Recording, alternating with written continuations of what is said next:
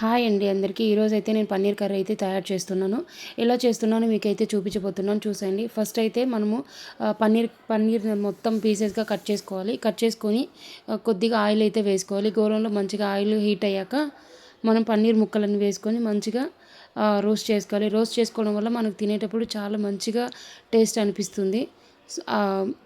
మనము ఫ్రై చేసుకోకపోయినా కూడా అలానైనా తయారు చేసుకోవచ్చు. కానీ నేను ఎప్పుడు పన్నీర్ కర్రీ చేసినా ఇలా మంచిగా గోల్డెన్ బ్రౌనిష్ కలర్లో వచ్చేంత వరకు మొత్తం వేయించుకొని పక్కన తీసి పెట్టుకొని, సో ఇక్కడ చూడండి మొత్తం అన్ని పక్కన తీసి పెట్టేశాను. ఇందులోకి మనం ఆల్రెడీ కట్ చేసి పెట్టుకున్న ఆనియన్స్ యాడ్ చేసుకోవాలి. ఆనియన్స్ ఎప్పుడు మనం కట్ చేసుకున్న చిన్న చిన్నగా వీలైనంత ఎంత చిన్న కట్ చేస్తే అంత చిన్న కట్ చేసుకున్నప్పుడు మనకు మంచి గ్రేవీ వస్తుంది.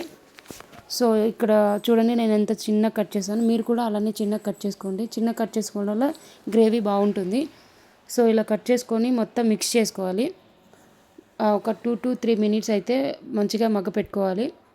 మగ్గపెట్టుకున్న తర్వాత ఇందులోకి మనం టమాటో కూడా యాడ్ చేసుకోవాలి. టమాటో కూడా యాడ్ చేసుకొని టమాటో కూడా మొత్తం మిక్స్ చేసుకోవాలి. మిక్స్ చేసుకొని ఇది కూడా సేమ్ అలానే మొత్తం టోటల్ మిక్స్ చేసుకొని ఇందులోకి కొద్దిగా సాల్ట్ కూడా యాడ్ చేసుకోవాలి. సాల్ట్ యాడ్ చేయడం వల్ల టమాటోస్కి ఆనియన్స్కి మొత్తం మిక్స్ అవుతుంది. మిక్స్ అవ్వడం వల్ల మనకు టేస్ట్ మంచిగా తెలుస్తుంది. సో ఇక్కడైతే నేను ఫస్ట్ సాల్ట్ యాడ్ చేశాను. సో మొత్తం ఇలా మిక్స్ చేస్తున్నాను. మిక్స్ చేయడం వల్ల చాలా బాగుంటుంది. తర్వాత కారం, మీ టేస్ట్కి తగినట్టుగా కారం, కొద్దిగా పసుపు, ఇందులోకి గరం మసాలా కూడా యాడ్ చేశాను నేను.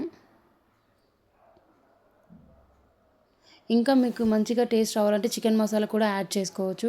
మనకి పన్నీర్ మసాలా కూడా దొరుకుతుంది. నేనైతే పన్నీర్ మసాలా వేయలేదు, కొద్దిగా గరం మసాలా మాత్రమే యాడ్ చేశాను. మొత్తం ఇలా వేసాక మిక్స్ చేసుకోవాలి. మిక్స్ చేసుకున్నాక చూడండి ఇక్కడ మంచిగా మగ్గిపోయినట్టు కనిపిస్తుంది కదా. సో ఇందులోకి ఇప్పుడు నేను కొబ్బరి కూడా యాడ్ చేస్తున్నాను. కొబ్బరి పౌడర్ యాడ్ చేసుకోవడం వల్ల గ్రేవీ అనేది చాలా అంటే చాలా సూపర్ వస్తుంది. సో నేనైతే ఏ కర్రీ చేసినా కంపల్సరీకి కొబ్బరి అయితే యాడ్ చేస్తాను. తర్వాత అల్లం వెల్లుల్లి పేస్ట్ కూడా యాడ్ చేసుకోవాలి.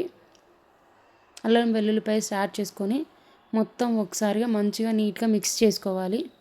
ఇందులోకి పెరుగు కూడా యాడ్ చేశాను. పెరుగు యాడ్ చేసుకోవడం వల్ల మనకు చాలా టేస్ట్ వస్తుంది. మన ఇష్టం అండి, పెరుగు యాడ్ చేసుకోవచ్చు, యాడ్ చేసుకోవచ్చు. నేనైతే ఒక్కొక్కసారి పెరుగు యాడ్ చేస్తాను, ఒక్కొక్కసారి పెరుగు యాడ్ చేయను. సో మీకు టేస్ట్కి తగినట్టుగా మీరు యాడ్ చేసుకోండి. పెరుగు యాడ్ చేసుకోవడం వల్ల గ్రేవీ చూడండి ఎంత థిక్గా అనిపిస్తుందో. సో ఇందులోకి కొద్దిగా వాటర్ వేసుకుంటూ మిక్స్ చేసుకోవాలి. చూడండి అక్కడ నేను కొద్దిగా వాటర్ వేస్తూ మిక్స్ చేస్తూ ఉన్నాను.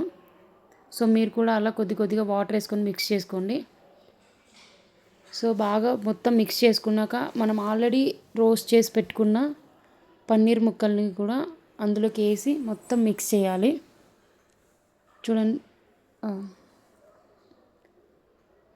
చూడండి ఇక్కడ మంచిగా పన్నీర్ ముక్కలు అయితే యాడ్ చేస్తున్నాను.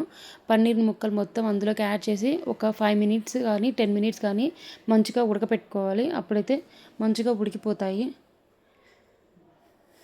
అండ్ లాస్ట్లో ఫైనల్గా మనం కొద్దిగా కొత్తిమీర, పుదీనా యాడ్ చేసుకొని మంచిగా మిక్స్ చేసుకొని అలా ఒక 2 to 3 మినిట్స్ వదిలేసేయాలి.